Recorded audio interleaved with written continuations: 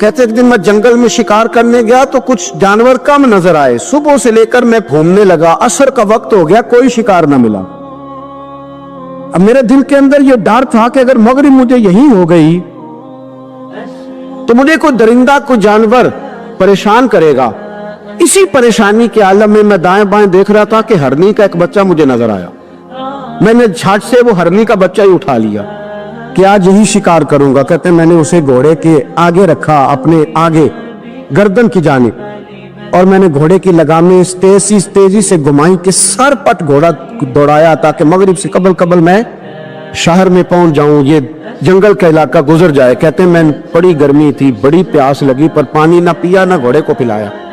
Sir पट दौड़ाया इस डर से कि कहीं ऐसा ना हो कि मैं जंगल में मुझे शाम हो जाए। कहते हैं जब मैं शहर से बाहर पहुंच गया तो मगरिब का वक्त भी शुरू हो गया। कहते अभी मैं पहुंचा ही था, मैंने वहां घोड़े को रोका, खुद भी पानी पिया, जानवर को भी पिलाया। कहते जरा मैंने आंख उठा के देखा तो जिस हरनी का मैं बच्चा लाया था वो भी दौड़ती हुई मेरे पीछे आ गई। कहते वो पीछे मेरे खड़ी है, पता नहीं कहां से बेचारी दौड़ी। मेरा तो घोड़ा था और मैंने तो सांस भी नहीं लिया। 1.5 घंटा 2 घंटे में भगाता लाया इस जल्दी में के बाहर आना है। कहते पलट के देखा तो उसकी सांस फूली हुई हरनी की और ललचाई नजरों से मुझे देख रही है। दिल के एक कोने से आवाज आई कि आज तो 2 शिकार हो गए। बच्चा तो पकड़ा ही, इसकी मां को भी काबू करता हूं ताकि डबल शिकार हाथ आएगा। कहते हैं फिर अंदर से मेरा दर्द बोला, अंदर से मेरा रहम बोला, एक मां अपना बच्चा लेने आई है और इस तरह तो उसे तकलीफ नहीं दी जा सकती कि उसे ब्लैकमेल करके मां को भी रख लिया जाए।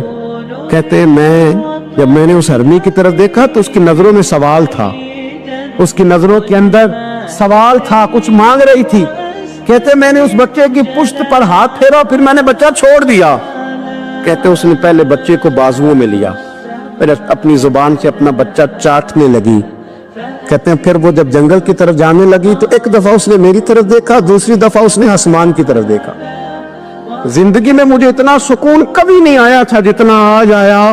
कहते मैं घर गया, इशा की नमाज पढ़ी, पावुजू मैं बिस्तर पे लेट गया। लोगों मेरे नसीब देखो, मुझे मदीने वाले महबूब का दीदार नसीब हुआ। रसूल करीम अलैहिस्सलाम मेरी ख्वाब में आए, मैं रोने लगा। घर महक उठा, फूल खिलने लगे, खुशबुएं बिखरने लगी। कहते महबूब करीम तशरीफ लाए और क्या खूबसूरत जुमला है, अगर तुझे बादशाह बना दिया जाए तो इंसानों के साथ भी इसी तरह रहम करेगा ना जिस तरह आज हरनी के साथ किया है। अगर तुझे बादशाह बनाया जाए तो रवैया यही रखेगा या बदल जाएगा। कहता मैं रो पड़ा, मैंने कहा यार सुन, मैं तो गुलाम बनने के भी काबिल नहीं तो बादशाह कैसे बनूंगा। फरमाया तेरी आज की अदा बड़ी पसंद आई है, अर्श के मालिक ने तुझे बादशाह बनाने का फैसला कर लिया। तेरी ये अदा बड़ी भाई है, बड़ी पसंद आई। फरमाते एक हरनी के बच्चे पे रहम खाया था, रब करीम ने मुझे बादशाही अता फरमा दी। हम ना सियासत से बादशाही लेना चाहते, सियासतदानों के अपनी जेब से इश्तिहार छपवा के बादशाही लेना चाहते, डेरा बना के बादशाही लेना, ना ना ना। बादशाही तो रहम करने से मिलती, बादशाही तो शफकत करने से मिलती, बादशाहियां तो अल्लाह की मखलूक से प्यार करने से मिलती। वो शख्स कहता है कि मेरा ज़र्फ ये था कि 4-5 दिनार मिलेंगे, तो इमाम हुसैन फरमाने लगे थोड़ी देर बैठ जा, रिज़्क आ रहा है। तो इमाम हुसैन को हुकूमत वक्त की तरफ से ना 5 थैलियां मिली, जिसमें एक थैली में 500 अशरफियां थी। 5 थैलियां आई, लेकिन उसको आने में ना जरा देर हो गई। वो 5 थैलियां जब आई ना तो इमाम हुसैन उसकी तरफ 5 थैलियां बढ़ा के ना, जरा देखना मेरी तरफ गौर से, 5 थैलियां बढ़ा के ना तो फरमाने लगे मियाँ जितना तुझे इंतजार कराया ना इतनी हम तेरी हाजत पूरी नहीं कर सके। तो ये ना महसूस करना कि हुसैन के दरवाजे पे बैठा भी रहा हूं तो मिला क्या है, ये ना महसूस करना। वो शख्स कहता है जब मैंने वो थैलियां खोली और फिर मेरी नजर इमाम हुसैन पे पड़ी तो मेरे अंदर से आवाज आई, अगर हुसैन इब्ने अली इतने सखी हैं तो मोहम्मद अरबी कितने सखी हो। अगर ये मियार इनका है, इनका ये मियार है, और खुद भीख दे खुद ही कहें मंगते का भला हो। खुद कहने लगे जितना इंतजार कराया है उतनी तेरी मदद कर सके। ये सखावत का मियार था, ये तरीका था। एक दफा सैयदना इमाम हुसैन रज़ी अल्लाह तआला अन्हु के घर के अंदर ना 5000 दिनार आए। مسجد میں تھے, آپ کو 5000 دینار ملے تو امام زین العابدین کہتے ہیں کہ مسجد سے لے کر گھر آنے تک امام حسین نے 5 کے 5000 اللہ کے راستے میں خیرات کر دی. فرماتے میں نے کہا ابا جی 5 دینار کی گھر میں ضرورت تھی,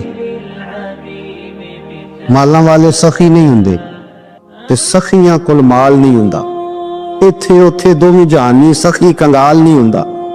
ابا جی 5 دینار کی گھر میں ضرورت تھی تو کہتے ہیں مجھے فرمانے لگے بیٹا یہ جن کو میں نے دیا ہے نا یہ گھر کے لیے ہی دیا ہے, یہ گھر کے لیے ہی دیا ہے, جن کو دیا ہے تمہارا کیا خیال ہے یہ باہر خرچ ہوا ہے, یہ گھر کے لیے ہی ہے. اس لیے کہ جب انسان دوسروں پر شفقت کرتا ہے تو اللہ اس کے گھر پہ رحمت فرماتا ہے. امام حسین کے مزاج میں پہلی بات میں نے ذوق عبادت کی عرض کی, دوسری بات عرض کر رہا ہوں کہ صحابہ حضرت اسامہ بن زید بڑے پیارے ہیں میرے نبی کریم کے, بڑے پیارے. حضرت اسامہ بن زید کے بارے میں سیدہ عائشہ صدیقہ فرماتی ہیں ان کے ناک سے اگر ریٹھ نکلتی تھی تو اللہ کے رسول اپنے دست مبارک سے صاف کر دیتے تھے, اور سرکار فرماتے تھے کہ اگر اسامہ لڑکی ہوتا نا, ان کے غلام کے بیٹے تھے حضرت زید بن عار, اگر یہ لڑکی ہوتا میں اسے زیور پہناتا. بڑے پیارے تھے. لیکن جب ان کا آخری وقت آیا نا تو 60,000 دینار کا قرضہ تھا, رشتہ داروں سے کہا, دوستوں سے کہا, یاروں سے کہا, اور قرض ادا نہیں ہو رہا تھا. حضرت اسامہ بن زید کہتے ہیں بڑا پریشان تھا. جب حد ہو گئی نا تو حضرت اسامہ بن زید فرمانے لگے جاؤ کوئی حسین ابن علی کو خبر کرو, ان سے کہو میں نا غلام ہوں آپ کے نانا کا, مقروض دنیا سے چلا گیا تو کیا بنے گا. امام حسین کو خبر ملی تو دوڑے آئے. لاجپال اس پیر کو نہیں کہتے جو تگڑا نذرانہ لے کے تو ماتھا چوم لے, لاجپال تو اس کو کہتے ہیں کہ جب ضرورت پڑے تو وہ سر پہ موجود ہو. حضرت سیدنا امام حسین تشریف لائے تو جناب اسامہ بن زید رو پڑے, کہنے لگے حضور میں نے نا غلامی کی ہے آپ کے نانا کی, اور اس غلامی پہ ناز ہے, اب 60,000 دینار کا قرضہ لے کے دنیا سے جاؤں گا تو میری قبر پہ بوجھ رہے گا. امام حسین خادم کو بھی کہہ سکتے تھے جاؤ گھر پیسے پڑے ہیں لے آؤ, امام حسین خود گئے, چادر روڑ کے تو اس کی اوٹ میں بکل میں 60,000 دینار چھپا کے لائے, اور جناب اسامہ بن زید کے سامنے رکھ کے کہنے لگے اسامہ یار پیسے رات کو ہی آئے تھے, میں سوچ رہا تھا مجھے تو ضرورت نہیں, اللہ نے کس کا نصیب میرے گھر میں بھیج دیا, مجھے تو حاجت ہی نہیں تھی, اب پتہ چلا پیسے تیرے تھے. اللہ نے حسین کی ڈیوٹی لگائی ہے کہ جا کے دے آ. حضرت اسامہ بن زید رو پڑے, فرمانے لگے اللہ آپ کو بہترین صلہ عطا فرمائے.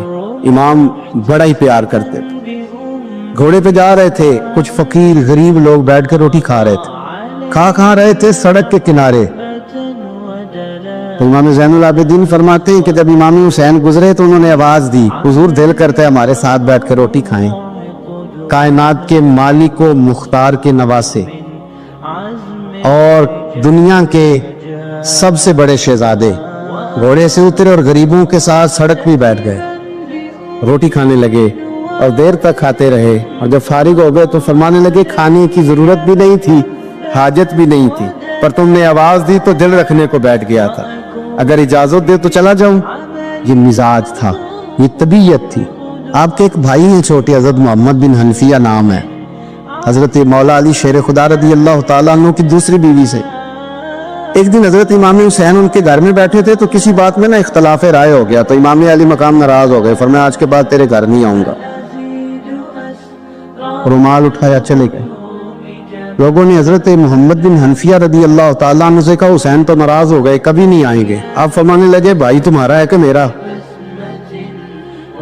جی بھائی تو آپ کے ہیں. فرمایا اگر کہو تو چند منٹوں میں حسین واپس آئے. کہا جناب ناراضگی ہو گئی ہے. فرمایا ناراضگی ہوئی ہے پر میں اس کے دل کی نرمی کو تو جانتا ہوں, اس کے مزاج کے اندر جو محبت ہے اس سے تو ابھی آئے.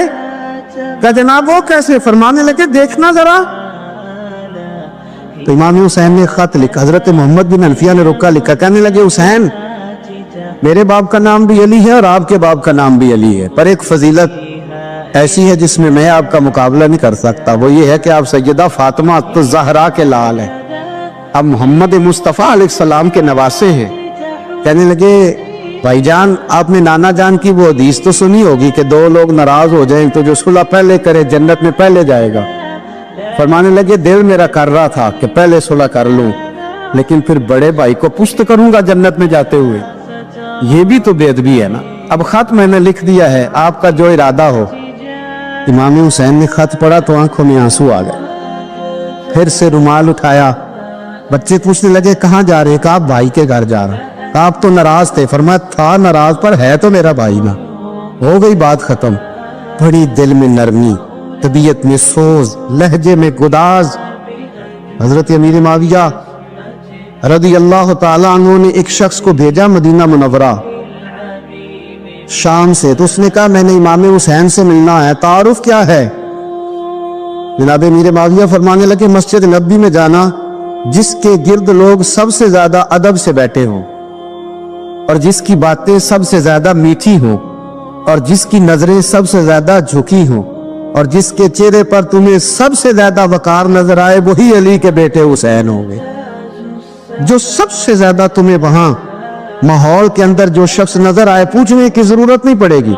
वो शख्स कहता मैं मदीने आया तो मैंने वाकई एक शख्स को देखा, शहद के गिर्द मक्खियों का इतना हुजूम नहीं होता जितना इमाम हुसैन के गिर्द रसूलुल्लाह के गुलामों का हुजूम था।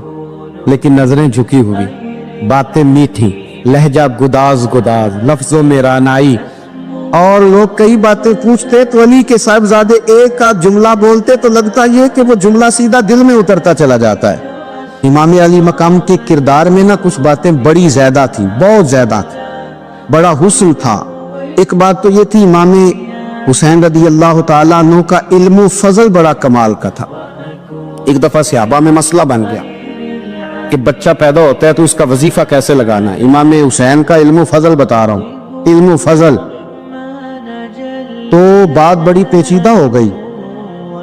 हजरत अब्दुल्ला इब्न जुबैर के पास लोग आए, कहने लगे कि आप बड़े साहिब इल्म फजल हैं, आपने हुजूर अलैहिस्सलाम के साथ वक्त गुजारा है, तो मसले को हल करें कि बच्चा पैदा होने के बाद हुकूमत अगर वजीफा लगाएगी तो कब लगाएगी। जब बहस तूल पकड़ गई, मसला हल नहीं होता था, तो हजरत अब्दुल्ला इब्न जुबैर कहने लगे हमसे नहीं हल होगा। एक बंदा है जिसके सीने में रसूलुल्लाह सल्लल्लाहु ताला अलैहि वसल्लम के नूर नबूवत का फैजान है, वो ये मसला हल करेंगे। तो कहा वो कौन से? आप फरमाने लगे जब हमसे मसाइल हल नहीं होते तो हम उनके इल्म से फायदा उठाते हैं। कहा कौन है? कहा जनाब इमाम हुसैन। तो लोग हजरत इमाम हुसैन के पास गए, कहा हजरत ये एक मसला उलझ गया है कि बच्चा पैदा हो तो वजीफा कब लगाना है। फरमाया उलझने वाली बात ही कोई नहीं, पैदा होने के बाद जब वो पहली दफा आवाज निकाले तो उसका वजीफा लगा दो। इसका मतलब ये है कि वो दुनिया में आ गया है, उसने अपने आने का इजहार कर दिया है, ऐलान कर दिया है, अब उसका वजीफा लगा दो। तो इस पर फिर सहाबा का इत्तेफाक हो गया। इमाम हुसैन के इल्म से, फजल से लोग फैज उठाते थे। हजरत सैयदना इमाम हुसैन की शहादत के बाद हजरत अब्दुल्ला इब्न जुबैर रज़ी अल्लाह ताला अन्हु ने कातिलाने हुसैन से खिताब किया और फरमाने लगे अल्लाह की कसम तुमने उस शख्स को शहीद किया है जो रातों को लंबे लंबे क़याम करता था, और तुमने उस शख्स को शहीद किया है जिससे मैं दिन में जब भी मिलता था तो वो रोजे से होता था। तुमने उस शख्स को शहीद किया जो कायमुल लैल था, साइमुद दहर था, उस शख्स को तुमने शहीद किया। आपको पता है मैदान करबला में जब 9 मुहर्रम को इब्न साद ने इमाम हुसैन से कहा कि जंग करो, अगर यजीद की बैत नहीं करनी, तो इमाम हुसैन ने फरमाया एक रात की मोहलत दे दो, एक रात की मोहलत दे दो। हजरत इमाम ज़ैनुल आबिदीन कहते हैं मैंने अपने वालिद गिरामी से अर्ज की कि अब्बा जी आप जिहाद से दूर जाने वाले तो हैं नहीं, आप तो जिहाद से प्यार करने वाले, और ये भी पता है मुझे कि ये जंग अब हो के रहेगी, तो एक रात की मोहलत लेने का माना क्या है? भाई कल भी लड़ना है और रात भी लड़ना है, तो अब्बा जी एक रात की मोहलत। तो सैयदना इमाम हुसैन रज़ी अल्लाह ताला अन्हु फरमाने लगे बेटा रात की मोहलत इसलिए ली है कि मैं आज रात खुल के अपने रब की इबादत कर लूं, मैं इस्तिगफार कर लूं, मैं लंबे सजदे करूं। और कहा ज़ैनुल आबिदीन तो जानता है ना कि मुझे नमाज से, तिलावत से, दुआ से और इस्तिगफार से बड़ा प्यार है, رسول کریم علیہ السلام نے فرمایا، جامع ترمذی میں موجود ہے، فرمایا میں جا رہا ہوں پر تمہیں دو بڑی بھاری بڑی وزنی چیزیں دے کے جا رہا ہوں، صحیح ستہ کی روایت، دو وزنی چیزیں تمہارے بیچ چھوڑ کے جا رہا ہوں، اگر ان کو تھام کے رہو گے تو کبھی گمراہی تمہارے پاس نہیں آئے گی۔ یا رسول اللہ وہ کون کون سی؟ فرمایا ایک اللہ کی کتاب دے کے جا رہا ہوں اور دوسرا اپنا خاندان دے کے جا رہا ہوں۔ اگر اہل بیت نبوت کو تھامے رہو گے، ہمارے بزرگوں نے لکھا ہے کہ یہ جو حضور نے کتاب اللہ اور پھر اپنی اہل بیت کا تذکرہ فرمایا تو اس کا مطلب یہ ہے کہ تھیوری دیکھنی ہوئی تو قرآن دیکھنا، اور پریکٹیکل دیکھنا ہوا تو علی اور فاطمہ کو دیکھنا، حسن اور حسین کو دیکھنا، ان کو دیکھنا۔ نبی کریم علیہ الصلوۃ والسلام کے اہل بیت مینارہ نور ہیں، ان کی محبت، ان کا پیار کیوں بھلا؟ اس لیے کہ یہ وہ خوبصورت لوگ ہیں جن کو خود میرے نبی پاک نے تراشا ہے۔ ان کی سیرت میں جتنے رنگ ہیں وہ رسول کریم نے خود بھرے، ان کی ایک ایک بات کا خیال نبی پاک نے رکھا ہے، حضور نے از خود انہیں اپنی صحبت عطا کی ہے۔ زیادہ دور نہیں تھا سیدہ فاطمہ کا گھر، مسجد نبوی کے ساتھ تھا، اللہ کے رسول دن میں 2 دفعہ جایا کرتے تھے۔ پھر بھی کبھی کبھی فرماتے، فاطمہ میرا دل کرتا ہے آج میں رات تیرے گھر میں قیام کروں، تو سیدہ فاطمہ زہرا فرماتی ہیں کہ آمینہ کے لال اس طرح بھی میرے گھر میں قیام کرتے تھے کہ حضور چارپائی پہ لیٹتے تھے تو ایک کندھے پہ امام حسن کا سر ہوتا تھا اور دوسرے پہ امام حسین کا سر اقدس ہوتا تھا، اور فرماتی ہیں رات کو کبھی حسنین کریمین دودھ مانگتے تو میں اٹھتی دودھ دینے کے لیے، تو حضور فرماتے لیٹ جاؤ آج میرے ساتھ سوئے ہیں تو دودھ بھی میں ہی پلاؤں گا، تو محبوب اٹھتے ان کے لیے دودھ لاتے برتن سے نکال کے۔ حضور نے انہیں وقت دیا اور پھر ان کی چھوٹی چھوٹی چیزوں کا خیال رکھا، صحیح بخاری میں موجود ہے۔ تربیت پر توجہ دی، امام حسین تشریف لائے، ابھی عمر مبارک 7 سال کے قریب تھی، مسجد نبوی میں صدقے کی کھجوروں کا ڈھیر لگا ہوا تھا۔ چھوٹا بچہ جو ہوتا ہے نابالغ، اس پر شریعت کے احکامات نہیں آتے، صدقے کی کھجوروں کا ڈھیر تھا مسجد نبوی میں۔ یہ تربیت ہے، یہ ٹریننگ ہے جو اللہ کے محبوب نے خود انہیں عطا فرمائی۔ صدقے کی کھجوروں کا ڈھیر تھا، امام حسین حضور کے ساتھ آئے تو امام علی مقام نے ایک کھجور اٹھا کے منہ میں رکھ لی۔ شارحین نے لکھا ہے لگتا یہ ہے کہ کئی دنوں کی بھوک تھی، کیونکہ یہ فاقہ اہل بیت کا بڑا محبوب ہے، مجبور نہیں تھے، وہ تو خزانوں کے مالک تھے، پر غریبوں سے محبت کی وجہ سے فاقے کیا کرتے تھے، یہ ان کی پسند ہے فاقہ کرنا۔ تو ایک کھجور امام علی مقام نے رکھ لی تو اللہ کے رسول نے گلے میں انگلی ڈال کے نکال دی اور فرمایا حسین یہ صدقہ ہے، یہ میری اہل بیت کے لیے درست نہیں ہے۔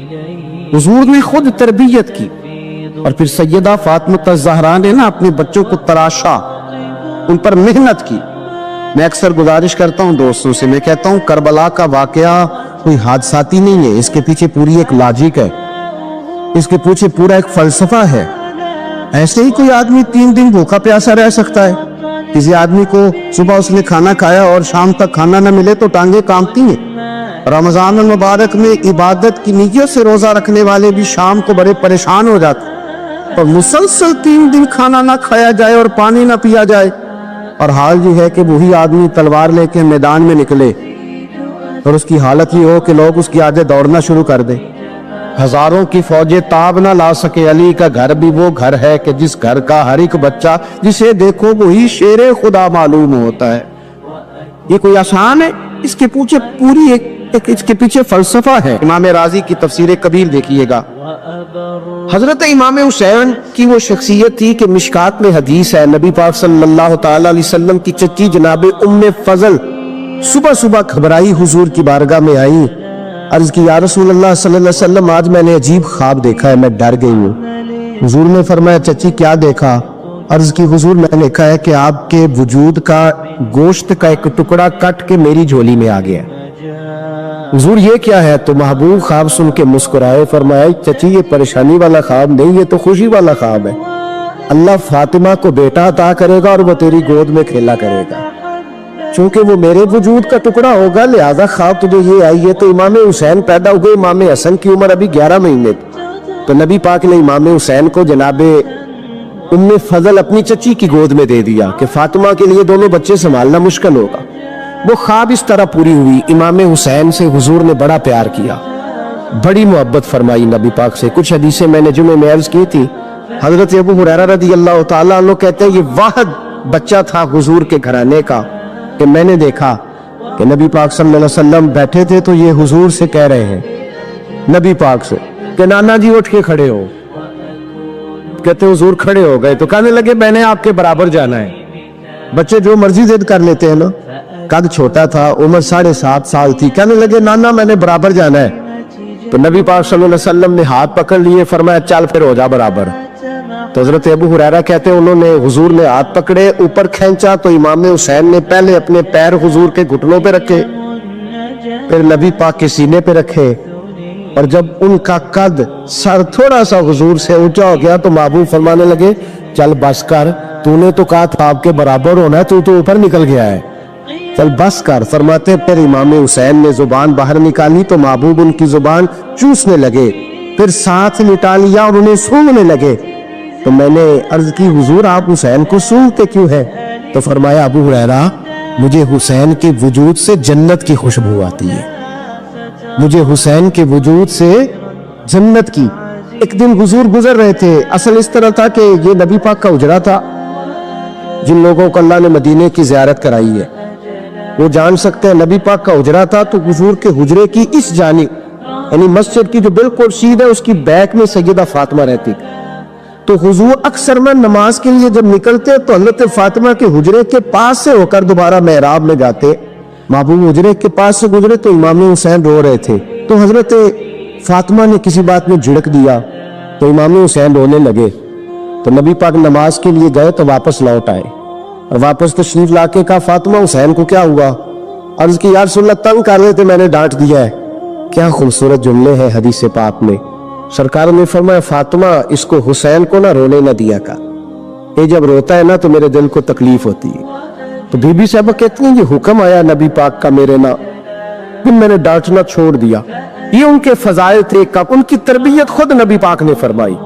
پہلی بات تو یہ ہے کہ نبی پاک نے دعا مانگی تھی یا اللہ میرے گھر والوں کو زیادہ روزی نہ دینا، انہیں ایک وقت روٹی دینا، ایک وقت کی بھوک دینا. یہ جو 10 دن کربلا میں انہیں ٹینشن نہیں نہ ہوئی، انہیں عادت تھی فاقہ کرنے، انہیں 3 دن وصلی روزے رکھنے کی عادت تھی. پہلی بات. دوسرا یہ کہ جہاد کی تربیت حضور خود کراتے. حضرت فاطمہ زہرا کہتی میں پردے کے پیچھے دیکھ رہی تھی، نبی پاک نے امام حسن اور حسین سے فرمایا چلو میرے سامنے کشتی لڑو. تو دونوں حضرات آپس میں جب کشتی لڑنے لگے تو نبی پاک نا امام حسن کو کہتے حسن حسین کو ٹانگوں سے پکڑو، حسن حسین کو پیچھے سے پکڑو. جب نبی پاک بار بار امام حسن کو بتا رہے تھے تو سیدہ پیچھے سے بول پڑی، کہنے لگی یا رسول اللہ آپ چھوٹے کو بتائے آپ بڑے کو بتا رہے. بڑا تو پہلے 11 مہینے بڑا ہے تو آپ چھوٹے کو بتائے بڑے کو بتا رہے. تو فرمایا فاطمہ تو چپ کرنا، جو میں دیکھ رہا ہوں تو نہیں نہ دیکھ رہی، ایک کو میں بتا رہا ہوں دوسرے کو جبریل امین بتا رہے ہیں. لیکن اس کے ساتھ ساتھ امام حسین رضی اللہ تعالیٰ عنہ کا جذبہ جہاد، امام حسین کی استقامت. آج لوگ ادھر ہوتے ہیں جس طرف ہوا کا رخ ہوتا ہے. آج لوگوں کی سوچوں کا زاویہ یہ ہے کہ جدھر رش زیادہ ہوگا ہم بھی ادھر جائیں گے. ہم یہ نہیں دیکھتے حق کس طرف ہے، ہم یہ دیکھتے ہیں رش کس طرف ہے. امام حسین رضی اللہ تعالیٰ عنہ نے رش نہیں دیکھا، حق دیکھا. امام حسین رضی اللہ تعالیٰ عنہ استقامت کے وہ پہاڑ ہیں، معمولی آدمی نہیں تھے. فرزق شاعر کہتا ہے کہ میں نے امام حسین سے کہا تھا، میں نے کہا لوگوں کی تلواریں یزید کے ساتھ ہے پر دل آپ کے ساتھ ہے، دل آپ کے ساتھ ہے. امام حسین رضی اللہ تعالیٰ عنہ نے زمانے کے حالات نہیں دیکھے، حق اور سچ دیکھا. جتنی چیزیں انسان کو کمزور کر سکتی ہیں وہ ساری امام حسین پہ طاری کی گئی. جتنی چیزیں وطن چھوڑنا کتنا کو مشکل ہوتا ہے. شالا پردیسی کوئی بھی نہ تھی وے کخ جنا تو پارے. حضرت سلطان باؤ فرماتے ہیں بچو پردیسی ہونا کوئی آسان ہے؟ جس آدمی کا کسی چھوٹے سے گاؤں میں بھی مکان ہو چھوڑنا پڑ جائے تو روتا ہے. تو مجھے بتاؤ جس نے اپنا سارا بچپن مدینے میں گزارا ہو، آج جو ایک ہفتہ مدینے رہ کے آتے ہیں ان سے واپس نکلنا مشکل ہوتا ہے. لیکن امام حسین حق کا رستہ تھا، وطن کی قربانی دی، اور معمولی وطن نہیں مدینے جیسا وطن. اور جب کھڑے تھے نا امام حسین رضی اللہ تعالیٰ عنہ رجب میں نکل رہے تھے مدینے سے، تو کوئی شاعر کہتا ہے دور کھڑے ہو کے انہوں نے گویا کہا تھا आका तेरे करम के खजीने की खैर हो, मैं जा रहा हूँ तेरे मदीने की खैर हो। इमाम हुसैन ने वतन छोड़ा, कोई लग़ज़श नहीं पैरों में, कोई नहीं। शहजादों वाली जिंदगी थी, मस्जिद नबी के इमाम थे, नबी करीम अलैहिस्सलाम के रोज़ा अतहर पर तशरीफ रखते थे, जमाना हया करता, शान शौकत थी, पर हक के लिए छोड़ा, निकल कर खानकाहों से अदा कर रस्म शब्बीरी। और फिर बड़ा मुश्किल होता है, जिस शख्स के साथ बच्चे और औरतें हों वो तो ये कह के लड़ाई से जान छुड़ाता है कि मेरे साथ फैमिली है, ना होती तो तुझे बताता। पर इमाम हुसैन को औलाद भी कमजोर नहीं कर सकी, औरतों का साथ होना कमजोर नहीं कर सका। फिर इमाम अली मकबूल कितना मुश्किल काम है। आज लोग कह नहीं देते कि मैं तो इसलिए गुनाह करता हूं कि रिश्वत इसलिए ले लेता हूं कि बच्चे छोटे। 10 दिनों की कमो बेच सफर, 3 दिनों की भूख और प्यास, पर हक के रास्ते में इमाम हुसैन को कोई चीज कमजोर नहीं कर सकी। और फिर वो जितनी बातें लोग कह सकते थे वो सारी कही गई, सारी। और आके अर्ज करने लगा, हुजूर ये कोई मामूली दुश्मन नहीं, ये वो जालिम हैं जो लाशों पे भी घोड़े दौड़ा देते। तो इमाम अली मकाम फरमाने लगे, जो शहादत का जज्बा लेके निकले वो फिर अंजाम नहीं देखा करता। वो अंजाम, वो जितनी चीजें जो इस्तकामत के रास्ते में आ सकती हैं वो सारी चीजें रास्ते में आई, पर इमाम अली मकाम ने किसी चीज की परवाह नहीं की। आज का मसला ये है कि आज लोगों में इस्तकामत नहीं है। रात को कुछ होते हैं, सवेरे कुछ होते हैं, दोपहर को कुछ होते हैं, शाम को कुछ होते हैं। हमारा कल अंदाजे तकल्लुम कुछ और होता है, सुबह कुछ और होता है। इमाम अली मकाम मैदान में रहे, एक मैयत घर में हो जाए तो कई दिनों तक आंख खुलती नहीं, होश रहता नहीं। सबसे ज्यादा मसाइब इमाम हुसैन ने देखे, सबसे ज्यादा। और घोड़े पर बैठने से पहले पहले सारी तकलीफें आप देख चुके थे। बाप का जनाजा उठाना आसान होता है, बेटे का जनाजा उठाना बड़ा मुश्किल होता है। पर इमाम हुसैन ने बेटों के जनाजे उठाए। हजरत अली असगर की लाश को इमाम हुसैन ने अपने दस्ते मुबारक से दफन किया।